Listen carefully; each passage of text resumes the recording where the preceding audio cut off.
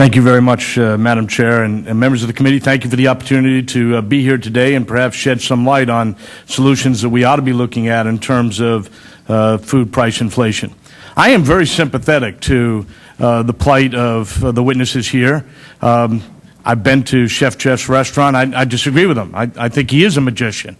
And Mr. Thomas, as a Snack Food Association, has no bigger fan than Bob Dinneen. But their pain is real. The solutions they are suggesting are misplaced.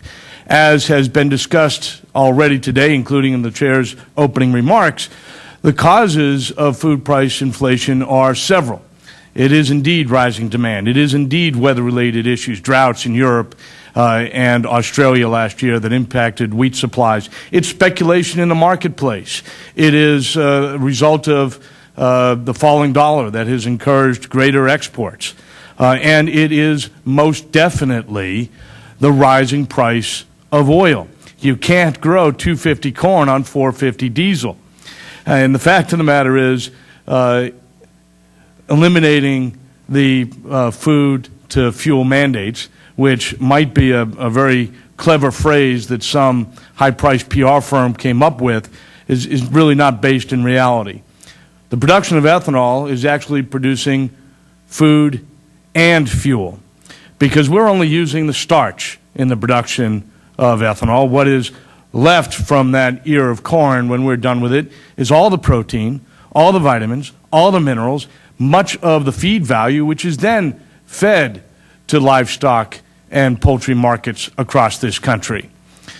And that's a very important point, because it is not simply we're utilizing so much of the corn crop, we are passing along most of the feed value from the corn that we are utilizing. Eliminating the renewable fuel standard, as has been suggested, would be moving in the exact opposite direction of what we need to do. We need to recognize the role of oil in inflation all across this country, including most specifically food price inflation, and recognize that the only thing that we have available to us to address that effect are biofuels, ethanol that is here today.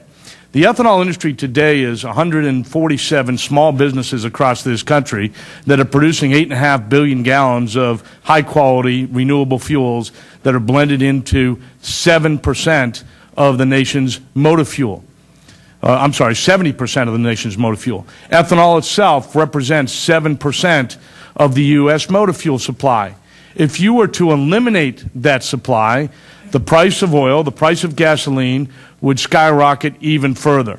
A Merrill Lynch analysis that was quoted a few weeks ago suggested that crude oil prices would increase about 15% without world biofuel supplies. This morning, we're looking at the highest gasoline prices in our nation's history, on average $3.77.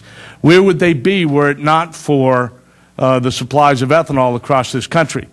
An Iowa State University analysis completed a couple of weeks ago showed that gasoline prices across the country would be 30 to 40 cents higher today were it not for ethanol being blended into gasoline. Just yesterday, the International Energy Administration noted that 63% of the increased demand for oil supplies was being met by world biofuels. And they expressed a great deal of concern about the backlash against biofuels because, frankly, there isn't anything to replace it. A refinery hiccups in this country and gasoline prices skyrocket. Take 7% of the U.S. motor fuel market off of the supply, and you will see gasoline prices go through the roof. And that will hurt Chef Jeff. It'll hurt food companies all across this country. It'll hurt consumers directly and hurt poor consumers most specifically. We have to continue the movement that this country has made, the commitment that this country has made to domestically produce renewable fuels like ethanol. It's the only tool that we have to provide a hedge against skyrocketing energy prices across this country.